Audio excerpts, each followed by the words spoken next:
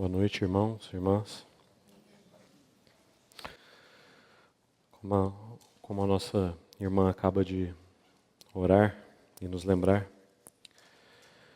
nós somos completamente dependentes do Senhor para tudo que acontece aqui nessa noite. Nós não podemos falar e nós não podemos ouvir, se não for pela habilitação do nosso Senhor através do seu Espírito. O Senhor, de maneira tão maravilhosa, foi glorificado pela sua igreja através desses cânticos. Vamos orar e pedir ao Senhor que Ele seja glorificado também através da sua palavra. Senhor, ainda mais uma noite, o Senhor permite que nós nos assentemos aqui, para rodearmos a tua palavra, para aprendermos do Senhor. Então somente nos permita, Senhor, que nenhuma palavra humana seja introduzida nessa noite, Senhor. Mas fala aquilo que o Senhor mesmo quer e usa, Senhor, a tua palavra da maneira que o Senhor mesmo quiser. O Senhor tem este tempo e as nossas mãos e as nossas vidas totalmente em tuas mãos. Nós te agradecemos, Senhor, e te pedimos que de fato seja assim. Em nome de Jesus. Queridos irmãos, vamos retomar então de onde nós paramos na reunião anterior, capítulo 2 do Evangelho de Lucas. Não vamos precisar ler o trecho inteiro novamente. Apenas queria voltar alguns versículos para trás, para nós termos algum contexto. Vamos começar do versículo 25. Havia em Jerusalém um homem chamado Simeão, homem este justo e piedoso, que esperava a consolação de Israel, e o Espírito Santo estava sobre ele. Revelara-lhe o Espírito Santo que não passaria pela morte antes de ver o Cristo do Senhor. Movido pelo Espírito, foi ao templo, e quando os pais trouxeram o menino Jesus para fazerem com ele o que a lei ordenava, Simeão o tomou nos braços e louvou a Deus, dizendo: Agora, Senhor, podes despedir em paz o teu servo segundo a tua palavra, porque os meus olhos já viram a tua salvação, a qual preparaste diante de todos os povos, luz para a revelação aos gentios e para a glória do teu povo de Israel. E estavam o pai e a mãe do menino admirados do que dele se dizia. Simeão os abençoou e disse a Maria, mãe do menino: Eis que este menino está destinado tanto para a ruína como para o levantamento de muitos em Israel, e para ser alvo de contradição. Também uma espada traspassará a tua própria alma, para que se manifestem os pensamentos de muitos corações.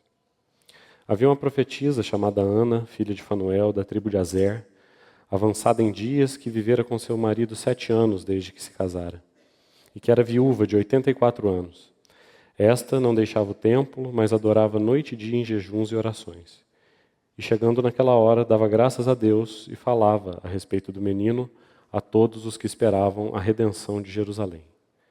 Cumpridas todas as ordenanças segundo a lei do Senhor, voltaram para Galiléia, para a sua cidade de Nazaré. Crescia o menino e se fortalecia, enchendo-se de sabedoria, e a graça de Deus estava com ele. Irmãos, então, na última reunião nós comentamos esses primeiros versículos, do 25 até o 28, que antes do cântico de Simeão, propriamente dito, são os versículos que nos mostram o caráter de Simeão. Quem era Simeão?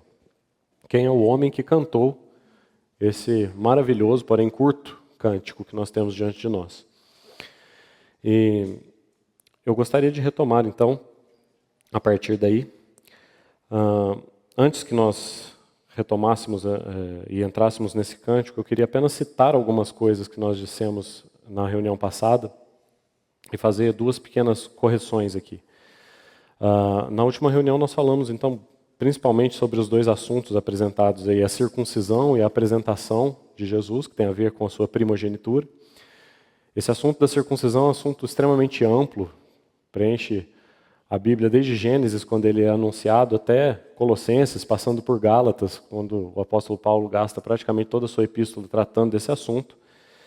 E o assunto da primogenitura também, desde Gênesis, passando por Hebreus, nossa irmã citou no domingo de manhã, Hebreus 12, né?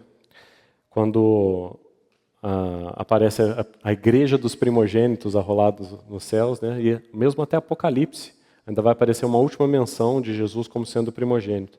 Então são assuntos muito amplos, que abrangem toda a palavra do Senhor, e é tão maravilhoso para nós vermos que esses princípios, apresentados lá em Gênesis, o livro das sementes, tanto a primogenitura quanto a circuncisão, lá no livro das sementes, lá no livro de Gênesis, esses princípios são apresentados para nós. Mas agora aqui em Jesus eles estão definitivamente cumpridos. Cumpriu-se a circuncisão, cumpriu-se a primogenitura, o sacerdócio de todos os primogênitos, cumpriu-se em Jesus. Eu gostaria apenas de fazer 2 correções, porque a respeito desse assunto, na última reunião, eu citei sobre o sacrifício que foi oferecido na consagração do templo, né? O versículo errado, é 1 Crônicas, capítulo 7, o versículo 5, eu disse 15. Isso porque eu confiro todas as vezes, eu confiro todas as referências para ver se eu não anotei o endereço errado e não dar endereço errado para os irmãos. E de fato eu anotei certo e falei errado, então não adiantou nada ter conferido. Então é 1 Crônicas 7, 5 e não 7, 15, como eu disse na semana passada. E no domingo de manhã eu citei Êxodo 33, na verdade é Êxodo 13, versículos 2 e versículo 12. Quando aparece pela primeira vez o princípio da primogenitura. Aliás, é muito belo, muito lindo esse lugar. Êxodo 33, não, Êxodo 13.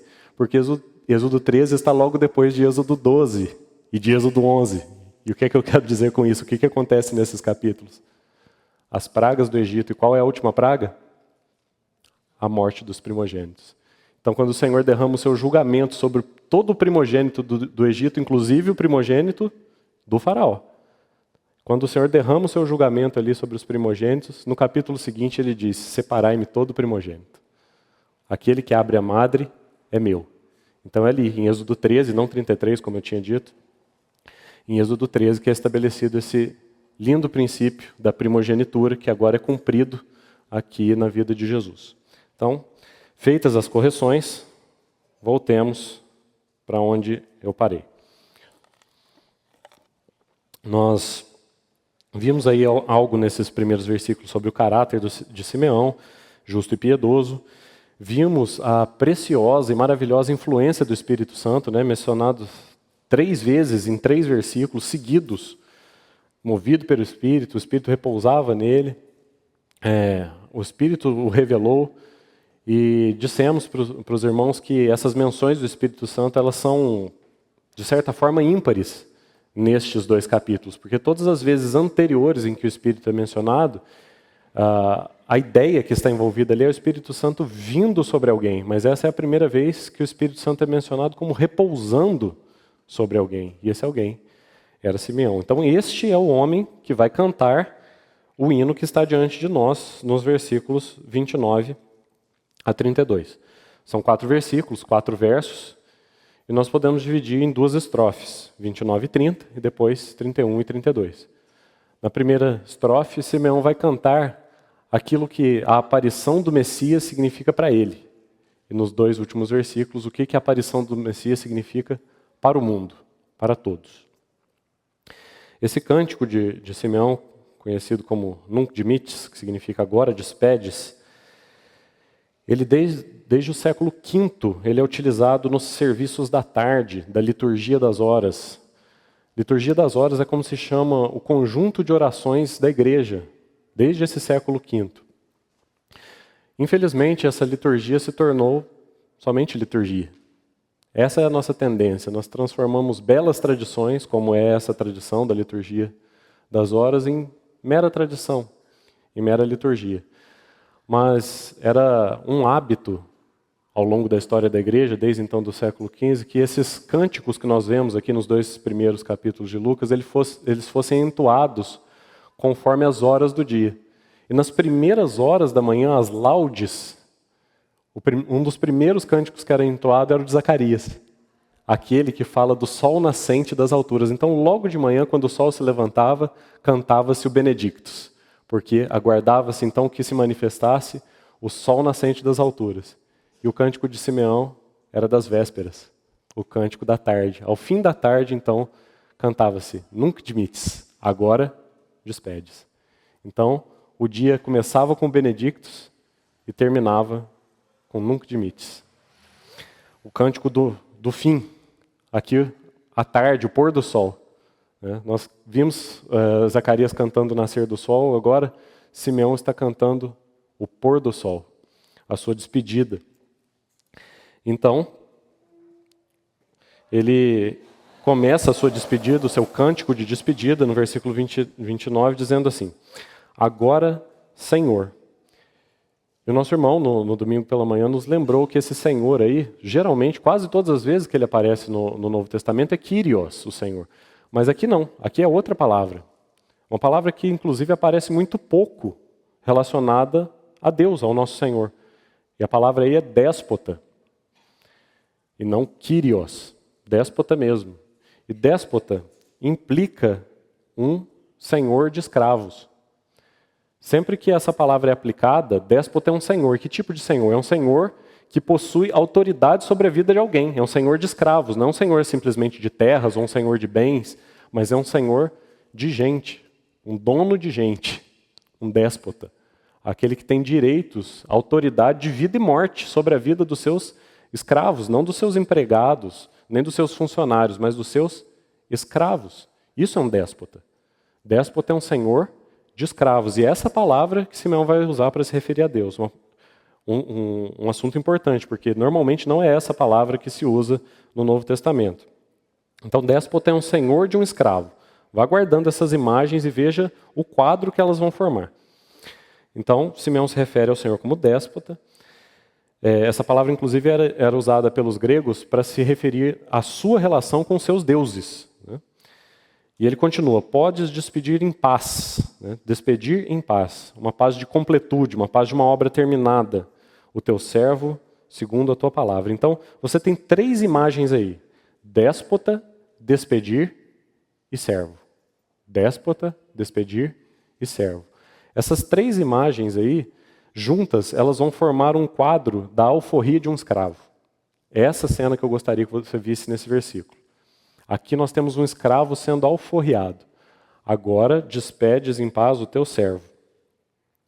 E essa palavra despedir que é usada aí, na nossa tradução talvez seja, não está incorreta, pode despedir, mas o tempo verbal em que ela é usada aí é ainda mais preciso, ainda mais precioso na língua original, é traduzida dessa maneira para o espanhol, é traduzido dessa maneira para o inglês, mas para o português ficou como podes despedir, como se Simeão estivesse pedindo, né?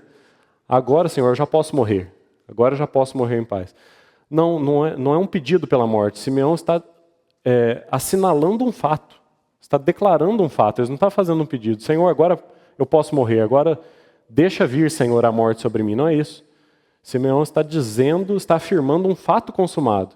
Senhor, agora o Senhor despediu. Senhor, o Senhor já despediu, o Senhor me alforriou. Agora, Senhor, despediste. Talvez possa ser traduzido dessa maneira melhor. Agora, Senhor, despediste em paz o teu servo. E despedir aí, claramente, como faz parecer para nós o texto, quer dizer morte mesmo.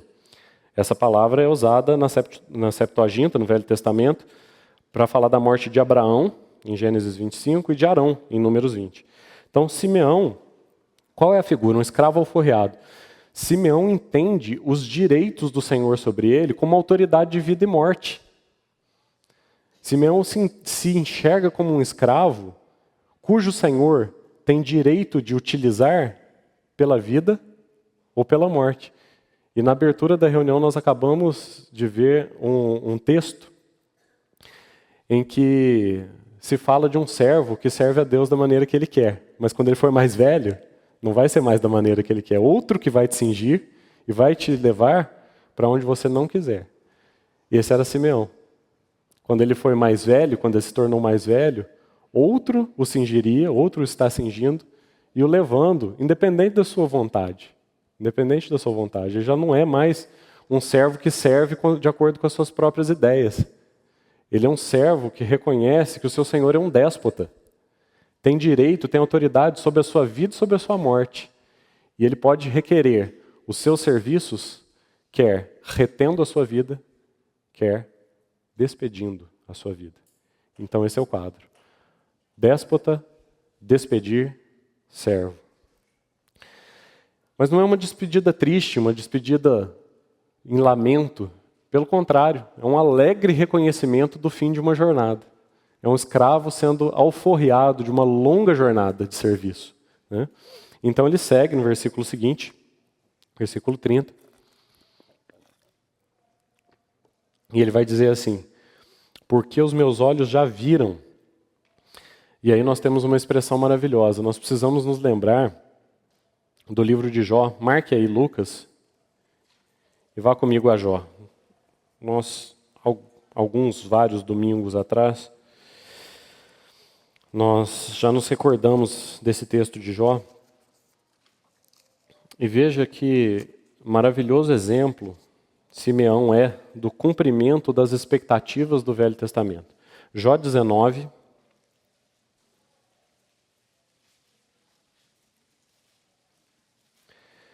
versículo 26. Vamos ler a partir do 25, para que nós tenhamos um contexto e um sentimento da expectativa que havia no coração de Jó. E veja depois como Simeão, lá em Lucas, é o cumprimento dessa expectativa. Jó 19, 25 primeiro. Porque eu sei que o meu Redentor vive e por fim se levantará sobre a terra. Veja, Simeão já está vendo o Redentor se levantando sobre a terra. Versículo 26. Depois, revestido esse meu corpo da minha pele, em minha carne, verei a Deus. E agora, no mesmo livro de Jó, veja o capítulo 42.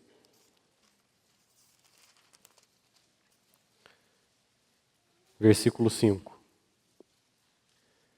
Eu te conhecia só de ouvir, mas agora os meus olhos te veem. Esse é um belo resumo do que foi a vida de Simeão.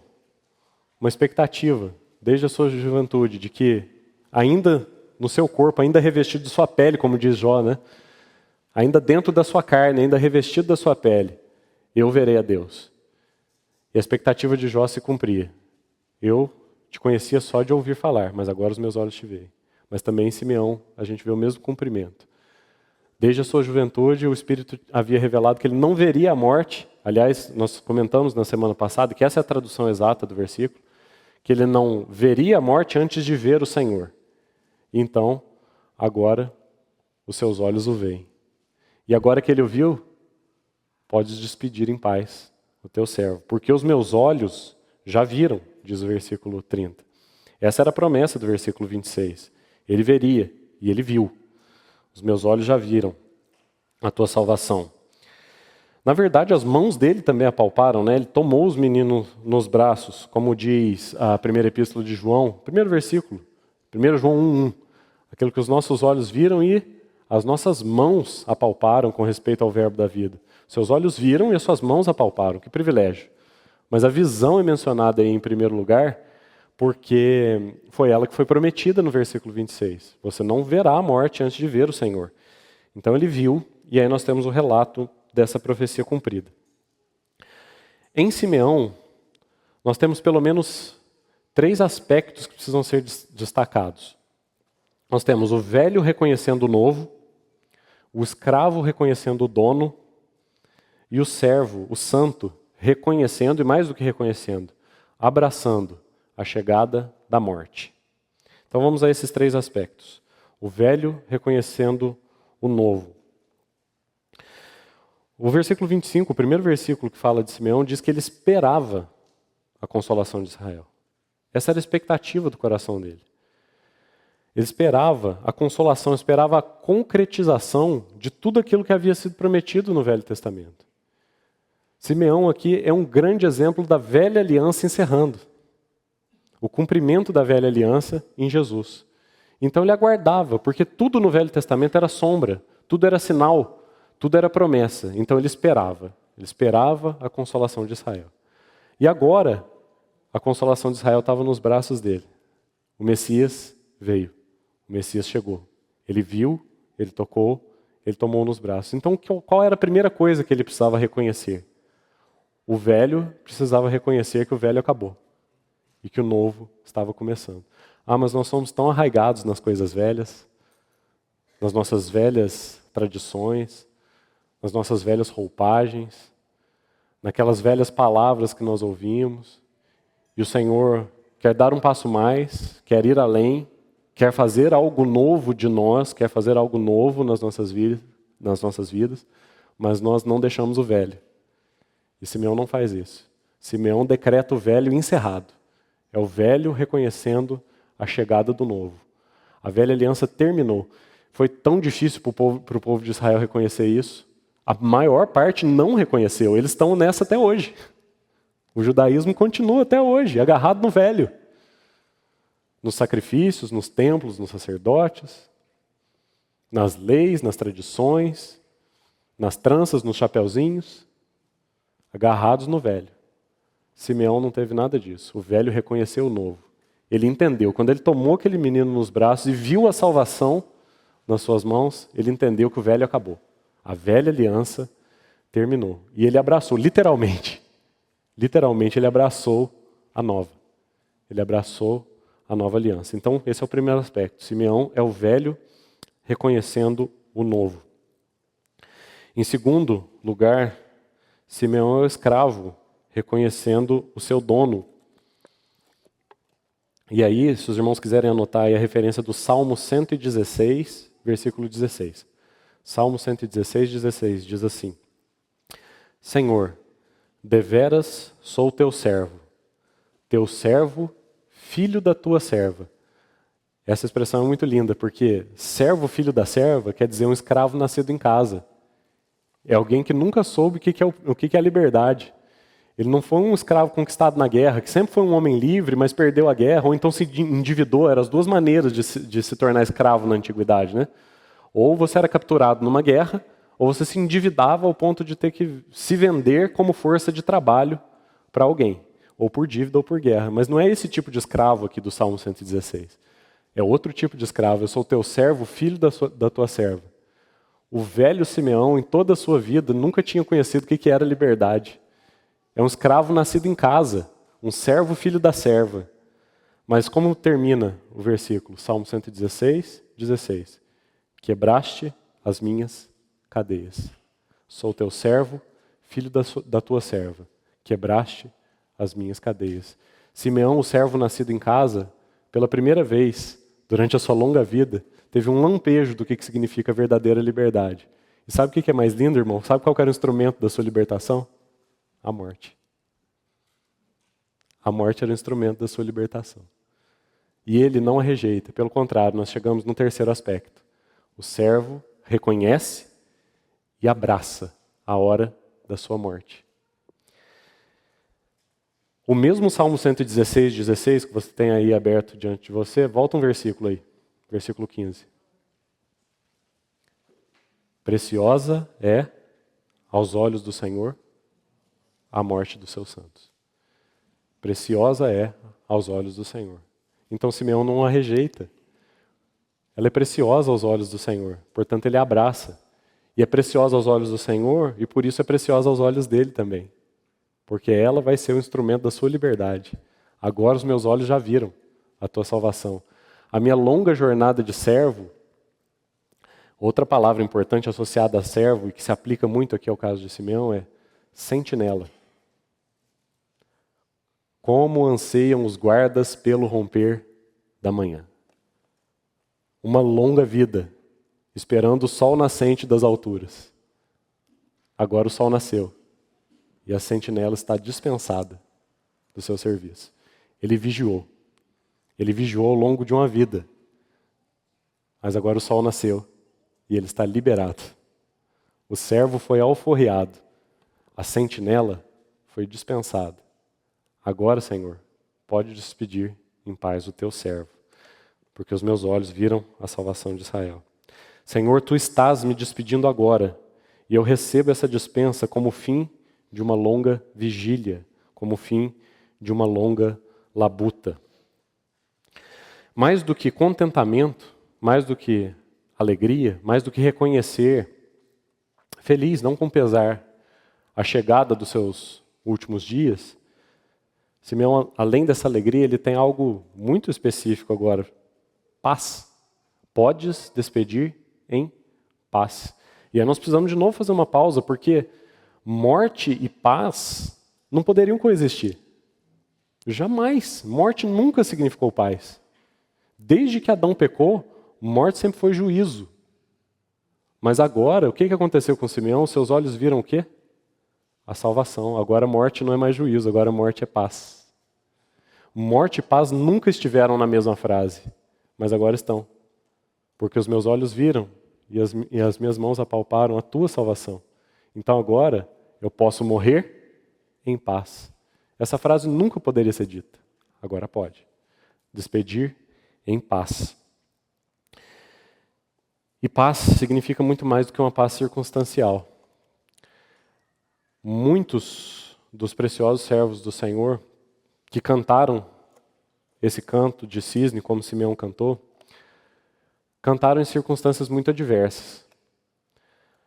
Às vezes por longos anos em um leito de enfermidade, às vezes com muitas dores, às vezes presos entre algemas, mas nos lábios de todos eles havia uma despedida em paz. O Salmo 41:3, se os irmãos quiserem abrir ou se quiserem apenas anotar, diz assim, que o Senhor visita os seus santos no seu leito de enfermidade. E na doença ele afofa a cama. Você percebe isso na vida de Simeão? Você percebe isso na vida de tantos outros santos que passaram os seus últimos dias na presença do Senhor? O Senhor os visitou no seu leito de enfermidade. Na sua doença, o Senhor afofou, amaciou a sua cama. Salmo 41, versículo 3. Então, o Senhor deu essa despedida para o seu amado servo Simeão, aquele que era seu amigo, aquele que tinha intimidade com o Espírito, como nós mencionamos na semana passada. Uma despedida tão amorosa, não é?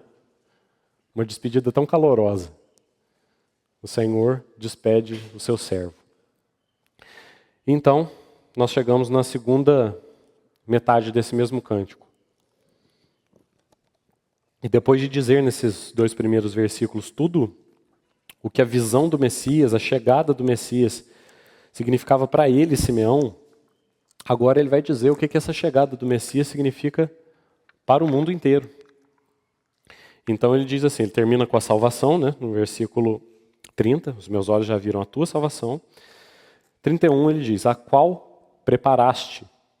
E essa palavra aí, preparaste, que também pode ser lida como ordenaste, é uma palavra que no Novo Testamento inteirinho ela é usada uma única vez a respeito de punição. Sempre que essa palavra ordenaste ou preparaste aparece, é sempre ordenaste a bênção. E aqui não é diferente. Uma única vez ela aparece como punição. Aqui o Senhor ordena mais uma bênção. Qual é essa bênção que ele ordena? Preparaste a tua salvação diante de todos os povos. E aqui esses todos os povos incluem os judeus e os gentios, como o próximo versículo aí vai reforçar. E esse todos os povos, esses judeus e gentios, é importante nós nos lembrarmos que isso reforça, isso ressalta o caráter universal desse evangelho de Lucas. Esse é um evangelho escrito para todos, para judeus e para gentios. A salvação que o Senhor preparou para todos os povos. Você pode perceber aí que quando o Simeão cita todos os povos, ele alcançou uma visão ainda mais ampla, ele enxergou mais longe do que Zacarias, do que Isabel, do que Maria e até mesmo o próprio anjo que aparece no início desse capítulo 2, anunciando para aqueles pastores, porque quando o anjo anuncia para os pastores, ele diz assim, que ele trazia uma boa nova de grande alegria, que o será para todo o povo. Mas agora Simeão, no seu cântico, diz que a salvação que o Senhor preparou é para todos os povos. Então, Simeão ainda enxergou mais longe. Zacarias não viu isso, nem Maria viu isso, nem mesmo o anjo que aparece no início do capítulo 2 fala sobre isso. Ele viu todos os povos. E aí no versículo 32 ele vai explicar com mais detalhes o que é isso, todos os povos. Então ele diz, luz para a revelação aos gentios e para a glória do teu povo Israel. Então a salvação, perceba o jogo de palavras que é feito aí. A salvação, do versículo 30, é luz e glória, no versículo 32, e os povos, no versículo 31, são o povo de Israel e os povos gentios, no versículo 32. Então, a salvação é luz e glória, e os povos, os gentios e Israel. Um teólogo do século passado diz que esse é o profundo dualismo que domina a história bíblica da humanidade desde Gênesis até Apocalipse. Esse clima de confiança, de alegria, de que a salvação chegou para todos, chegou para o povo de Israel, chegou para os gentios, a salvação chegou. Esse clima de alegria em que Simeão canta um cântico, que é um cântico de despedida, isso é absolutamente incompatível com o clima do judaísmo no século I. Esse não era o coração da nação. Esse não era o espírito reinante nos dias de Simeão. Muito pelo contrário. Nenhum escritor de ficção que conhecesse o que foi o século I para a nação de Israel conseguiria colocar um cântico de alegria no meio da sua narrativa. Porque era tudo que eles não tinham. Eles estavam sob domínio estrangeiro, o Império Romano. O seu rei era um rei gentio, Herodes, o Idumeu. Tudo que o povo judeu não tinha era alegria. Alguém que estivesse escrevendo uma mentira, escrevendo um relato ficcional, jamais incluiria um cântico de alegria no meio daquela cena. Essa cena não tem nada a ver com o clima do que o povo de Israel estava vivendo. Essa cena tem a ver com o coração de Simeão. O coração de um pequeno remanescente, que no meio daquela circunstância completamente inóspita, no meio de tudo que era adverso, tinha uma grande alegria. A alegria de que o seu Senhor chegou. Esse não é um cântico do povo de Israel. Esse é um cântico de um pequeno remanescente. De alguém que aguardava a salvação de Israel e que finalmente viu a salvação. Simeão é um grande exemplo do que é possível aos santos antes da volta de Jesus. Ele estava preparado para recebê-lo. Jesus ainda não tinha o trono de Davi, seu pai. Você se lembra dessa expressão na Anunciação? Quando o anjo Gabriel anuncia para Maria aquele ente santo que lhe havia de nascer, ele diz assim que ele subiria ao trono de Davi, seu pai. Aqui, Jesus não tinha o trono de Davi, ele tinha acabado de sair de uma manjedoura. Ele estava muito distante do trono de Davi. Mas ele tinha os braços de Simeão. O trono de Davi ainda viria muitos anos depois. Mas ele tinha os braços de Simeão. Ele tinha a intimidade e a afeição de alguém que o apreciava por sua grandeza e majestade, como sendo a salvação de Deus. Era isso que ele tinha. Aqueles magos que aparecem em Mateus e não aparecem em Lucas, nos diz o Evangelho de Mateus que eles foram guiados por uma estrela, né? Para que eles pudessem então fazer aquela visita ao recém-nascido e levar os seus presentes. A estrela de fato é muito bela e foi um guia muito preciso. Olhando então para aquela bela estrela distante, os magos chegaram onde eles precisavam chegar e trouxeram seus presentes para aquele recém-nascido. A estrela, por mais bela que ela seja, ela é um sinal muito distante. Mas Simeão foi guiado pelo próprio Espírito do Senhor no seu interior. Enquanto os magos seguiram uma estrela distante, Simeão seguiu a voz do Espírito no seu coração. E guiado pelo Espírito foi ao templo. E indo ao templo, ele achou a mesma coisa que os magos acharam. Os magos acharam um rei e se curvaram diante dele. Simeão achou a salvação e tomou nos braços. Aquela estrela guiou os magos de muito longe. O Espírito guiou Simeão de dentro. Enquanto os magos viram um rei, Simeão viu o seu Salvador. Claro que as duas coisas são verdade, Você percebe a diferença de intimidade? Que grau de relacionamento houve entre Simeão e esse pequeno recém-nascido e aqueles magos de Mateus? Tão diferente. Porque eles foram guiados por coisas diferentes. Os heróis da fé, aquela galeria que nos é mostrada em Hebreus capítulo 11, diz assim que eles não haviam ainda alcançado as promessas. Porém, eles as saudavam de longe, não é assim que diz o texto? Eles ainda não haviam alcançado as promessas, porém eles saudavam de longe. Texto lido no último casamento, tão poucos dias. Aqui, as promessas que os patriarcas lá de Hebreus 11 saudaram de longe estão ao alcance das mãos. E as suas mãos tocaram nas promessas. Tudo aquilo que foi prometido no Velho Testamento, que Abraão deu tchau de longe, que Abraão esticou sua mão para tentar alcançar, a mão de Abraão não alcançou, mas a de Simeão sim. A de Simeão alcançou essas promessas. Então, termina o seu cântico, no versículo 32. E agora, nós vamos ter um final do relato. Aí, logo após esse cântico, aparecem os versículos 33 a 35. E agora parece que tudo muda de figura, né? O cântico de Simeão é tão alegre.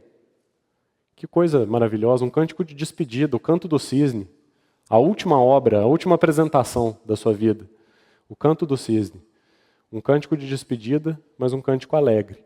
Então ele finaliza o seu cântico, e a partir do versículo 33 nós vamos ter a primeira expressão de sofrimento. Nós vamos ter sofrimento. Até então, até no seu cântico de despedida, Simeão tem alegria, mas agora nós vamos ver sofrimento futuro, uma profecia de sofrimento futuro.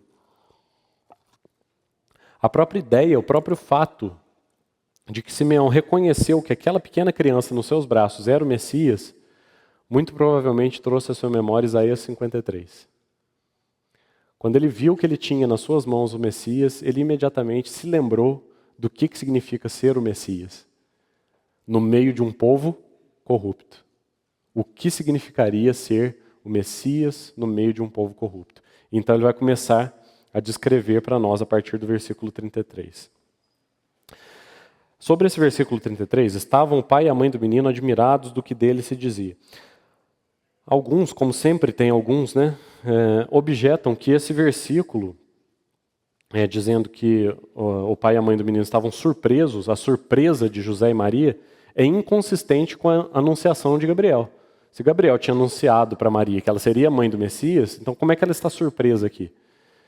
Mas essa objeção não tem fundamento absolutamente nenhum. O que trouxe a surpresa de José e Maria? Eles estão surpresos porque o que Simeão disse, como nós acabamos de comentar um pouco atrás, vai muito além do que Gabriel anunciou para Maria. E vai muito além do que o anjo anunciou para os pastores. Ele anunciou alegria para todo o povo. Simeão já foi um pouco além. Simeão já disse que foi muito além, que essa alegria não era para todo o povo, que essa alegria era para todos os povos.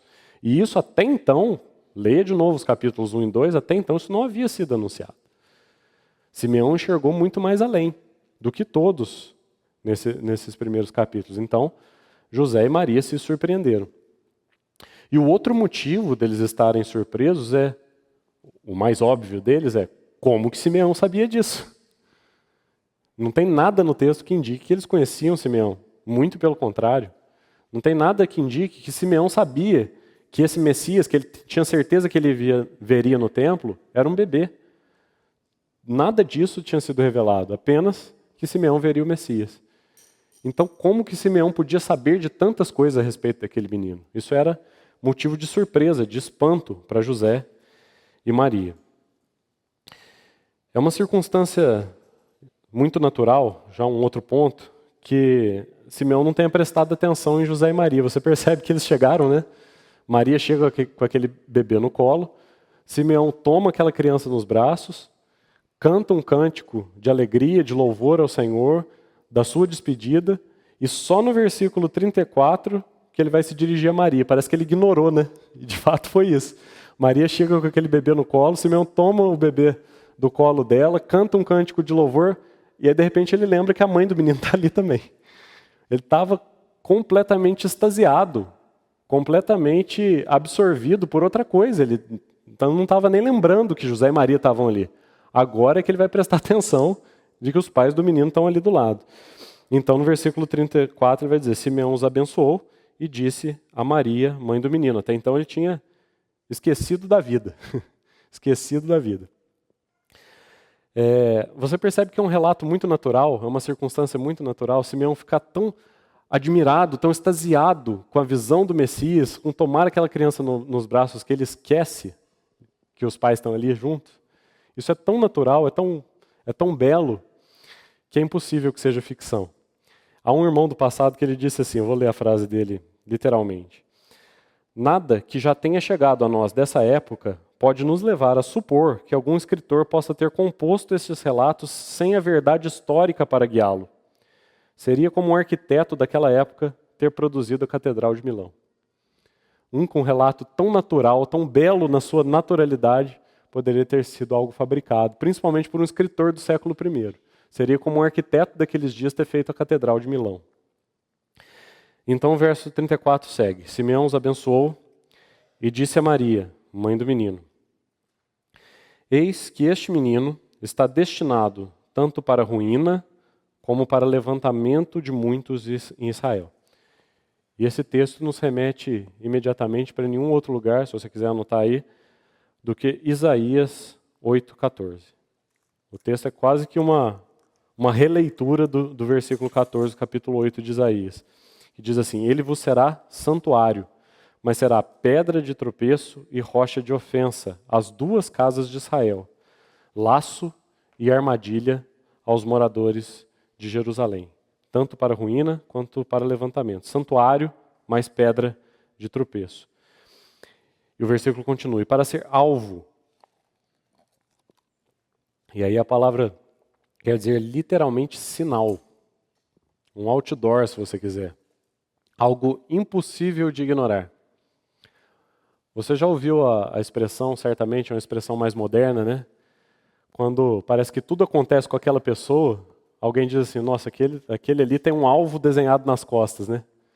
Aquele ali tem um alvo marcado nas costas, porque parece que tudo que acontece com ele, né? Tem um alvo desenhado nas costas, tem um alvo marcado nas costas.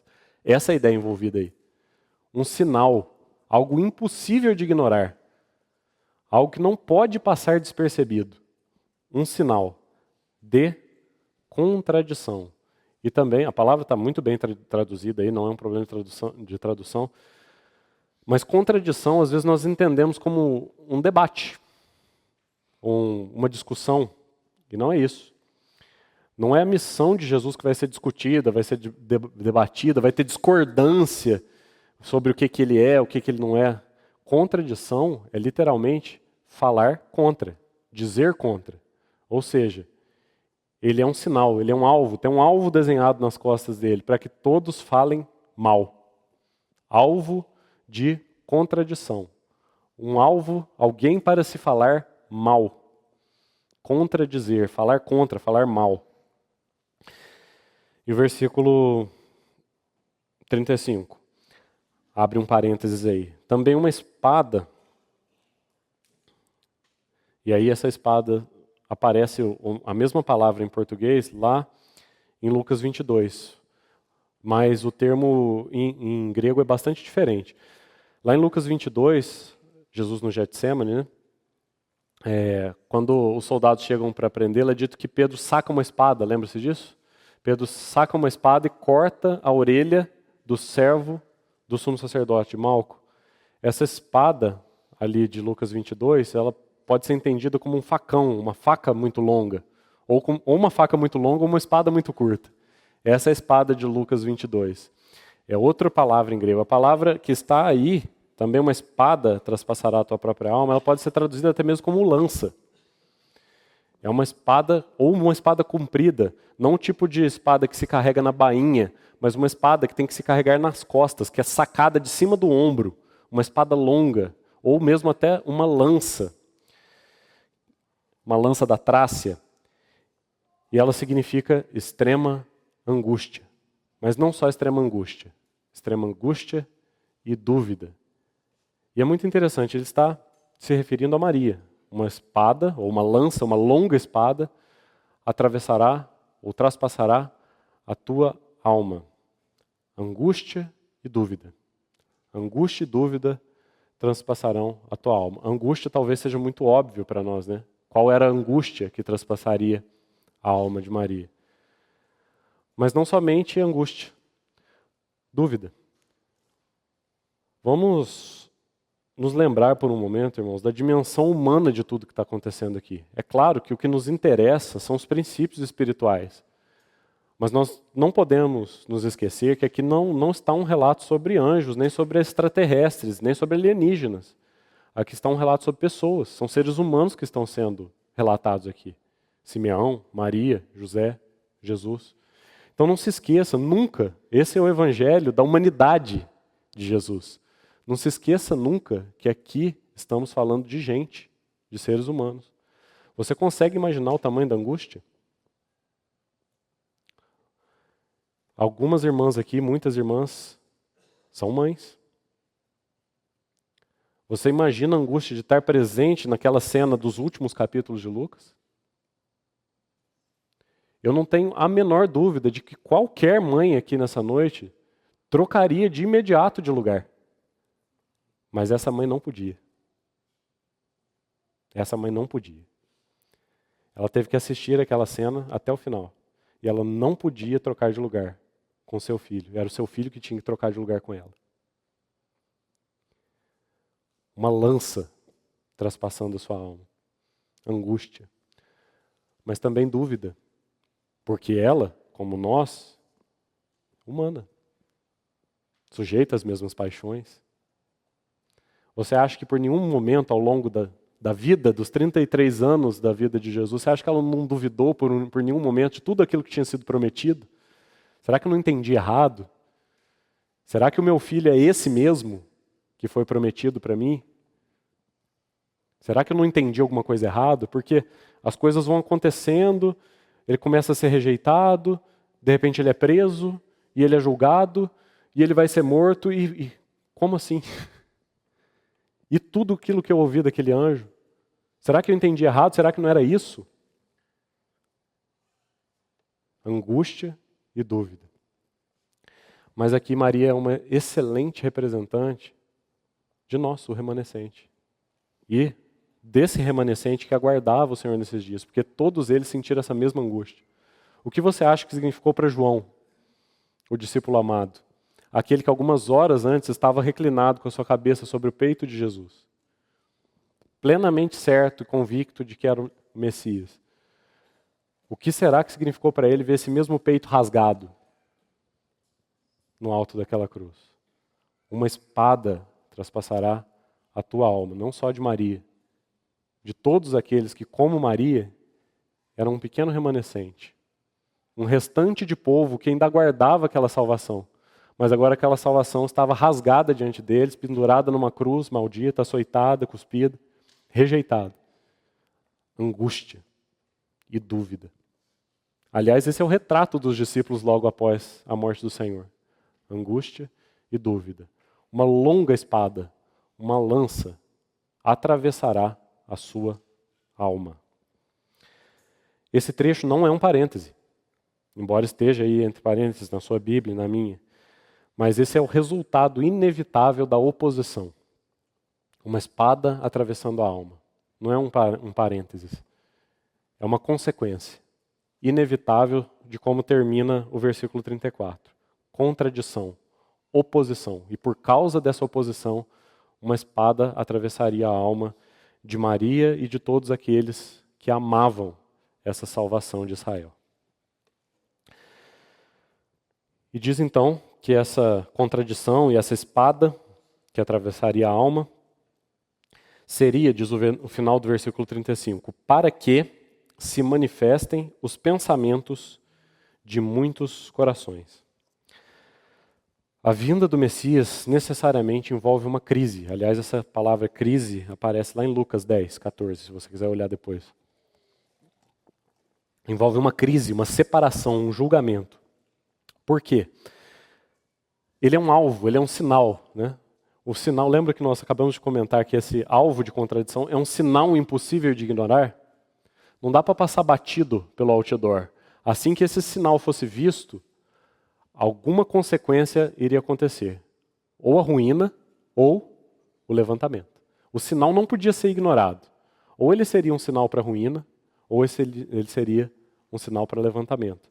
A vinda do Messias implica numa crise, numa separação, numa dicotomia, numa divisão, num julgamento.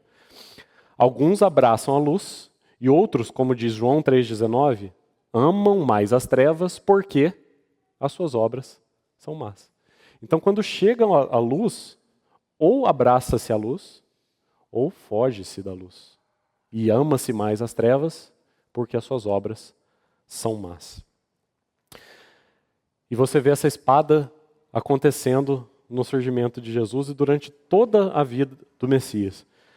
Quando Jesus se manifesta, Judas se desespera, Pedro se arrepende. Um ladrão blasfema, o outro crê. Ninguém permanece indiferente. Ou a ruína, ou o levantamento.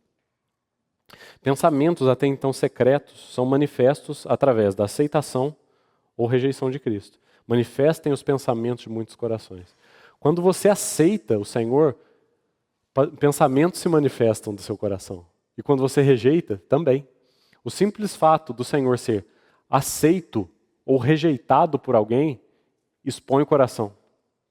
Você percebe isso? A simples aceitação do Senhor manifesta pensamentos do coração. A simples rejeição ao Senhor expõe, manifesta o coração. A ruína de muitos é o resultado inevitável da manifestação de Cristo, mas o propósito é o levantamento e a salvação. E parece muito lógico, muito evidente, muito óbvio para nós que o surgimento, o aparecimento do Messias expôs a maldade de muitos corações. Esse relato é muito claro, né? E durante a vida do Senhor nós vamos ver isso com muita clareza. O aparecimento do Messias trouxe à tona a maldade dos corações, revelou muitos corações. Mas também trouxe à tona as afeições. Também trouxe à tona as afeições. Então pensamentos são manifestos pela aceitação ou pela rejeição. E quando esses pensamentos de afeição pelo Senhor são manifestos pela sua aceitação, que maravilhoso livro poderá ser escrito ao longo dos séculos. Desde que o Senhor, nesses dias aqui, foi manifestado, e ao longo de 20 séculos ele vem sendo apresentado a todos os povos, como profetizou Simeão. Desde quando ele vem sendo apresentado a todos os povos, aceitação e rejeição vem acontecendo. Cada vez que a rejeição acontece, corações são manifestos.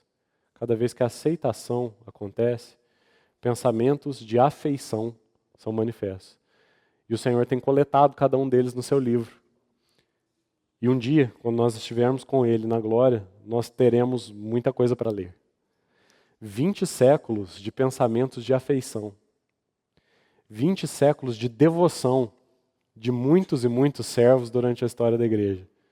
Pensamentos secretos que serão manifestos pela sua aceitação. Aqueles que o aceitaram escreverão para nós um lindo romance de devoção ao nosso Senhor. Então isso encerra o nosso relato aí sobre o Cântico de Simeão. E logo em seguida, acontece o relato que está aí diante de você nos versículos 36 a 38. Tem uma breve introdução aí dizendo quem é essa profetisa Ana, mas as coisas aconteceram simultaneamente. José e Maria chegam ao templo com aquele bebê no colo, Simeão vê, entende pelo Espírito, reconhece que é o Messias, toma aquela criança nos braços, canta esse cântico maravilhoso, profetiza o que ele profetizou para os pais, especialmente para Maria, que tem implicação para todos nós, para todo aquele remanescente. E então Ana chega, diz o versículo 38 aí, chegando naquela hora.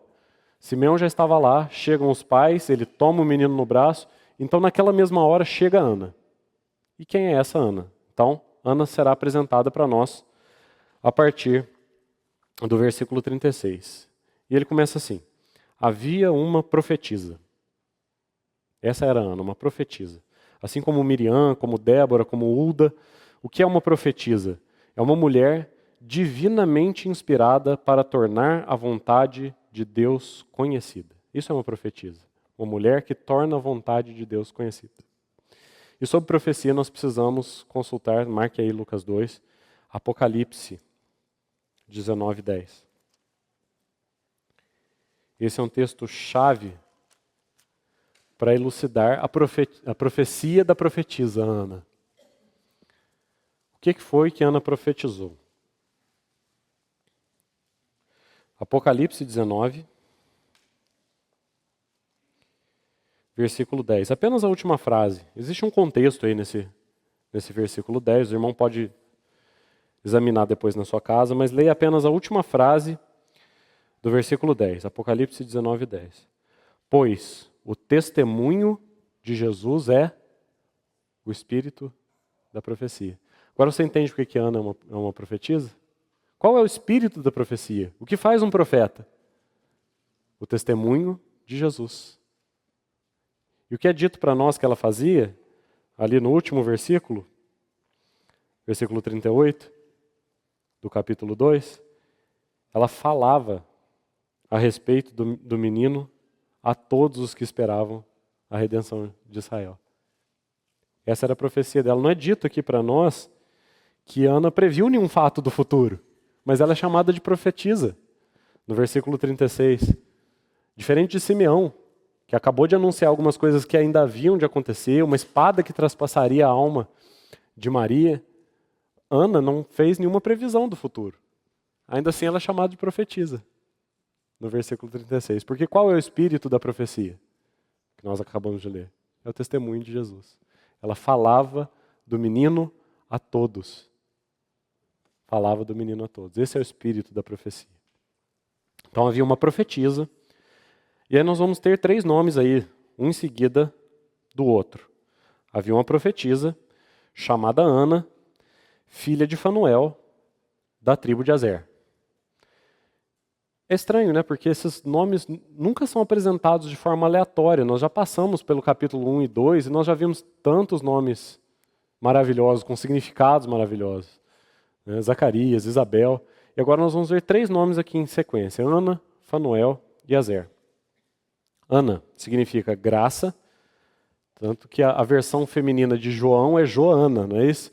Porque João, como nós vimos aí no capítulo anterior, João, o Batista, é Jeová é gracioso, João.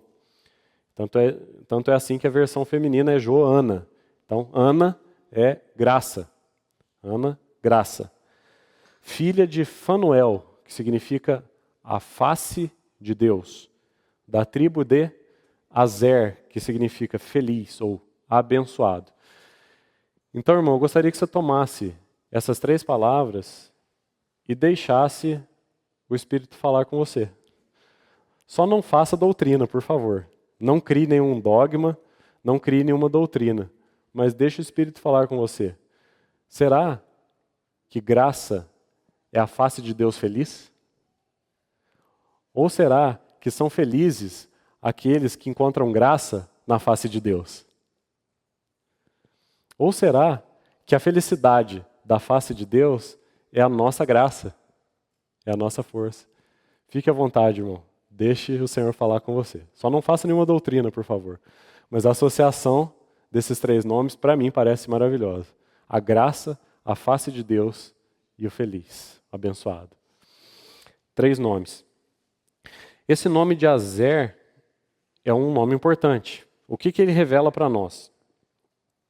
A primeira coisa que isso nos remete é que Ana não era da tribo de Judá. Ou melhor, do reino de Judá, que envolvia 2 tribos, né? A própria tribo de Judá e a tribo de Benjamim. Lembra da separação das 12 tribos de Israel? Reino do Norte, Reino do Sul. Reino do Sul composto por 2 tribos, Reino de Judá, composto pelas tribos de Judá e Benjamim. E todas as outras 10, inclusive a de Aser, formavam o Reino do Norte, ou Reino de Israel, cuja capital era Samaria. Reino do Sul, Reino de Judá, capital Jerusalém, formado pelas tribos de Judá e Benjamim. Você percebe que o aparecimento do Messias já começa a romper as fronteiras do povo, porque o povo de Israel, cuja capital era Samaria, nós temos os relatos do Evangelho, era um povo rejeitado. Mas já no nascimento de Jesus, nós já começamos a ver a salvação que Simeão falou, que era para todos os povos, começar a romper a primeira barreira. Porque a salvação vem dos judeus. E, em primeiro lugar, ela era para os judeus. Mas Simeão já tinha acabado de dizer que ela seria para todos os povos. Então ele rompe a primeira barreira. Você se lembra de Atos, o próximo livro de Lucas? Sereis minhas testemunhas em Jerusalém, Samaria e até os confins da terra. Então a primeira barreira é rompida. A barreira dos judeus. E aqui ela já chega, a salvação já chega nos braços do reino do norte, da tribo de Azer, reino de Israel. Lá em Atos 26, não vamos abrir, mas pode anotar aí a referência a Atos 26, versículos 6 e 7. Paulo vai dizer assim, ele está se defendendo. Em Atos 26 ele está fazendo a sua defesa perante Agripa, ele vai dizer assim: e agora estou sendo julgado por causa da esperança da promessa que por Deus foi feita a nossos pais, a qual as nossas 12 tribos, perceba o seguinte, Paulo era da tribo de Benjamim, né? Então ele era do reino do sul, Judá e Benjamim. Paulo era um benjamita. E ele diz que ele foi circuncidado ao 8º dia, era da tribo de Benjamim. E ele está dizendo que não era só o reino de Judá, só as duas tribos do sul, Judá e Benjamim, que procuravam essa salvação.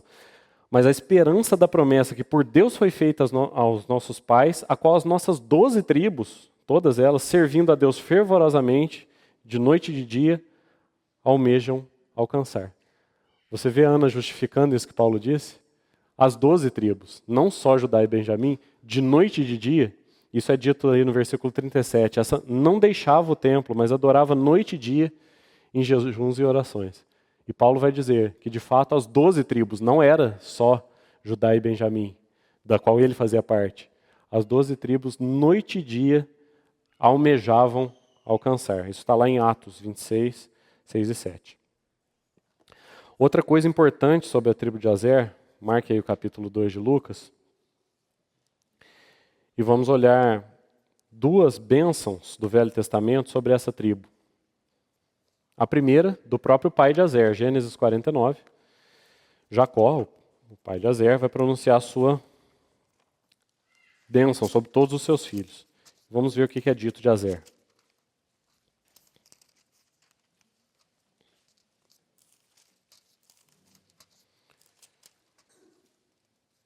Gênesis 49, versículo 20. Jacó abençoando seus filhos.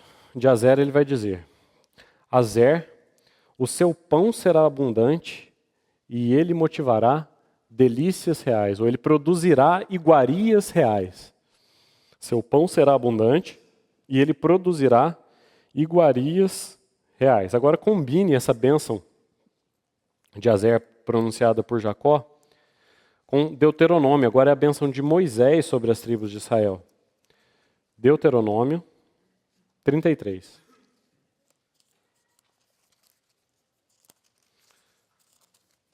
Deuteronômio 33. Versículos 24 e 25.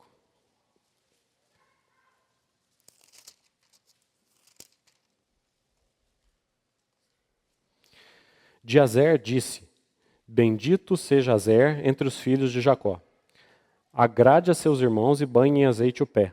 Sejam de ferro e de bronze os teus ferrolhos, e como os teus dias durará a tua paz. Agora combine as duas coisas que nós lemos. Lá em Gênesis, nós lemos assim, que o seu pão seria abundante e que ele produziria iguarias reais. Agora, Moisés vai dizer assim: agrade aos seus irmãos, ou favoreça seus irmãos. Aquele abundante pão, lá de Gênesis, as iguarias reais que ele produziria, seria para favorecer os seus irmãos. Agora você percebe o que está acontecendo ali com Ana? Cumprindo, a filha de Azer, a descendente de Azer, cumprindo as bênçãos que foram profetizadas sobre Azer no Velho Testamento. O seu abundante pão, as suas iguarias reais, favoreciam os seus irmãos. O que ela tinha de mais excelente, de mais abundante pão, de mais deliciosa iguaria para dar para os seus irmãos? Falava do menino a todos. Falava do menino a todos. Essa é a filha de Azer distribuindo as iguarias que ela tinha. O que ela tinha de mais delicioso, de mais saboroso, as suas mais sublimes iguarias, falava do menino a todos. Então, voltando a Lucas.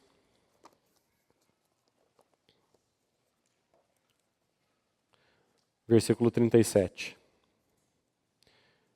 Estamos já no final do nosso tempo, mas eu penso que seja melhor estender um pouco mais e conseguirmos encerrar ainda hoje. Então, o versículo 37 vai dizer assim, que Ana era uma viúva de 84 anos. Alguns interpretam que eram 84 anos de viuvez. Tá? Essa interpretação daria um pouco mais de 100 anos para Ana. Não é impossível, inclusive pela própria construção da frase lá em grego, não é impossível, embora não seja lá muito provável. Mas 84 já é bastante, né? Nós temos 2 irmãs aqui, presentes inclusive na reunião de hoje, com mais de 80. 80 é bastante, irmã? É bastante, né? Mas essa Ana poderia ser, embora não seja o mais provável, poderia ser que, de fato, esses 84 anos são 84 anos de viuvez. Nós vamos considerar que não, 84 seja, de fato, a idade dela. E essa viúva, de 84 anos, não deixava o templo. Perdão, eu não falei do final do versículo 36, porque nós precisamos comparar com essa frase, esta não deixava o templo, o final do versículo 36 que diz assim que ela viveu com seu marido 7 anos desde que se casaram. Porque parece, irmãos, que tem um pequeno contraste aí. 7 anos ela viveu com seu marido. Então seu marido morreu, se tornou uma viúva, e ela não deixava o templo. Talvez, irmãos, quero sugerir isso para os irmãos com cuidado, o marido dela fosse um impedimento para que ela não deixasse o templo. E talvez um impedimento legítimo. Não um impedimento no sentido de uma oposição, mas a palavra nos diz que aquele que é casado cuida da esposa, né? E aquele que é solteiro cuida das coisas do Senhor. O que é casado cuida de agradar a esposa. E vice-versa, a esposa de agradar o marido. Então, todos nós que somos casados sabemos disso. Nós temos a nossa vida doméstica, as nossas tarefas domésticas. Então, talvez o marido dela, na melhor das possibilidades, fosse de forma legítima, não como um opositor, mas o próprio fato dela ser casada e ter que cuidar das coisas de casa, as coisas de que uma mulher casada tem que cuidar, né? Então, isso talvez fosse um impedimento para ela. Mas quando o seu esposo morreu e ela se tornou uma viúva, então ela não deixava mais o templo. Perceba que, mais uma vez, pela segunda vez nós consideramos na noite de hoje que a morte é um instrumento de libertação. Primeiro, em Simeão, que entendeu que a sua morte era um instrumento da sua libertação. Por outro lado, Ana entendeu que por mais que ela tenha sofrido com a morte do seu marido, com que ela passou tão pouco tempo, com que ela viveu tão poucos anos, tão pouco ela pôde desfrutar daquele matrimônio, tanto ela deve ter sofrido com a morte desse esposo, tanto sofrimento, tanto luto, mas esse luto foi um instrumento de liberdade. Porque depois desses 7 anos que ela viveu com seu marido, até os seus 84, ela não deixava o templo. Ela não deixava o templo.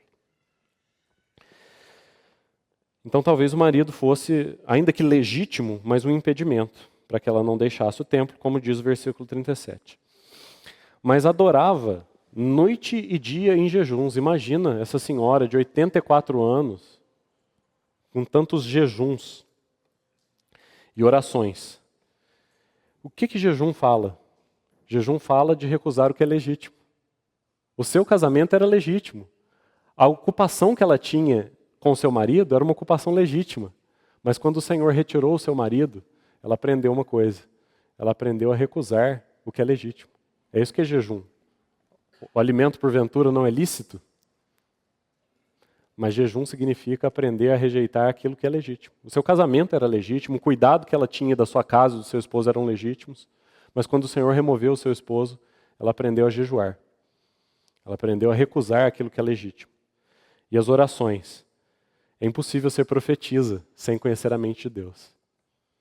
E esse era o recurso que ela tinha para conhecer a mente do Senhor.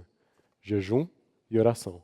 Porque ela orava, ela conhecia a mente do Senhor. E porque ela conhecia a mente do Senhor, ela podia profetizar, podia falar da mente do Senhor. Um contraste tão grande com os jejuns que são apresentados aí em Lucas, né? Em Lucas 5, você está bem rápido para nós não atrasarmos muito. Lucas 5:33, alguns fariseus vão discutir com Jesus, dizendo assim, que os discípulos de João jejuam e os seus comem e bebem.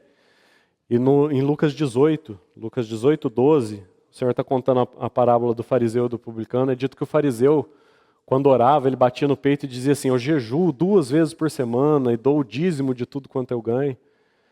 É dito que esse fariseu estava tão orgulhoso de jejuar 2 vezes por semana, mas essa viúva de 84 anos jejuava dia e noite e não deixava o templo. Né? Um contraste tão lindo com esse jejum farisaico, com esse jejum exterior. Ela, noite e dia, vivia no templo em jejuns e orações. E o versículo 38 vai nos dizer, então, que ela chegando naquela hora, dava graças a Deus e falava, e aí o tempo do verbo nos indica que ela não estava falando ali no templo, ali só naquela hora, para todos os que ouviam, mas que era um hábito. Ela continuamente falava, depois que ela viu o Messias, que ela continuamente falava a respeito do menino a todos. Aí está ela distribuindo o pão e as iguarias reais, a todos os que esperavam a redenção de Jerusalém, os que esperavam a redenção de Jerusalém. Existe um teólogo que gostava de comentar esse período da história dos judeus, o primeiro século do judaísmo, dividia o povo em 3. Existiam 3 tipos de pessoas nesse primeiro século. Os fariseus, que esperavam um libertador político. Os saduceus, que não esperavam nada. E um pequeno remanescente, que esperava o Messias. Realmente esperava uma libertação espiritual. Você vê alguma semelhança com nossos dias, irmão? Os fariseus esperavam uma libertação política, ficar livre do jugo de Roma. Os saduceus, que a palavra nos fala que era aqueles que não criam espírito, nem anjo, nem ressurreição, não esperavam nada. Eram os quase que ateus da época. E somente um pequeno número esperava de fato um libertador espiritual. Veja se isso não é um retrato também dos nossos dias. Esse pequeno remanescente era uma audiência sedenta, produzida por Deus naquela geração e que se beneficiaria de qualquer ministério profético dado a eles. O espírito profético jamais será retirado dessa terra até que se estabeleça o reino. Para nós encerrarmos, irmão, tem um paralelo, eu não posso nem dizer contraste, embora algumas coisas contrastem, mas são muito mais paralelos os relatos a respeito de Simeão e de Ana do que contrastantes. Mas nós vemos alguns detalhes que nos revelam a multiforme sabedoria de Deus, como que ele age de maneiras tão peculiares e tão delicadamente peculiares com cada um. Simeão chega ao templo por influência do Espírito Santo. Ana vivia lá continuamente.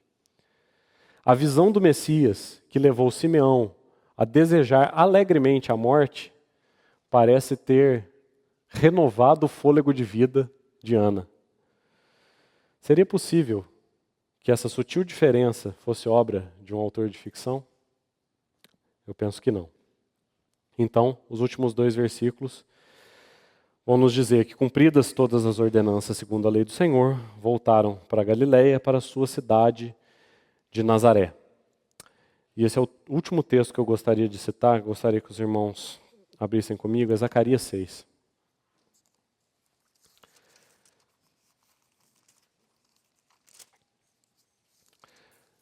Zacarias 6, versículos 12 e 13.